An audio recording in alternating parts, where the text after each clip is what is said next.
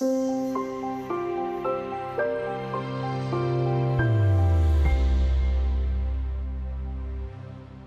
as you need to trust your doctor, you also need to trust your financial advisor.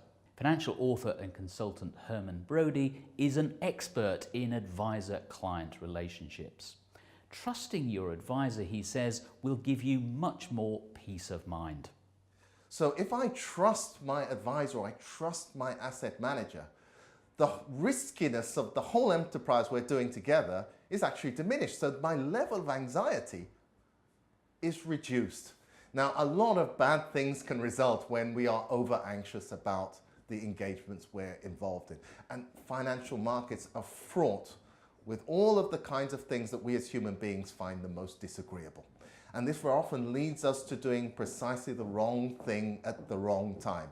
Now, if we perceive the whole riskiness of the engagement to be reduced because we trust the person who we've confided with our assets, then of course this brings enormous amount of reduced stress for clients.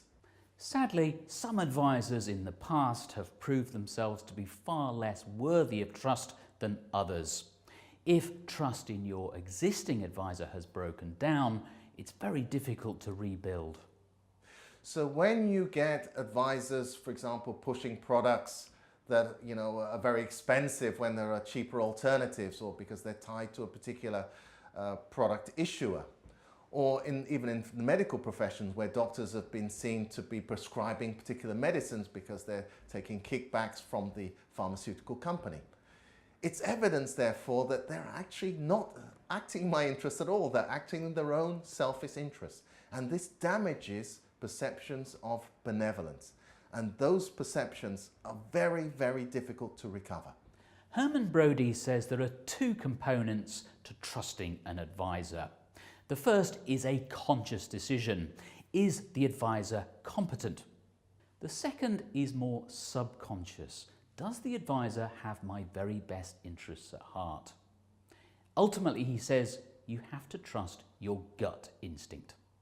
So at least with the conscious part of that evaluation, in terms of the skills and the training and let's say the fiduciary responsibilities that advisor takes on board, on paper that advisor must stack up, so the competence measure must at least be satisfied.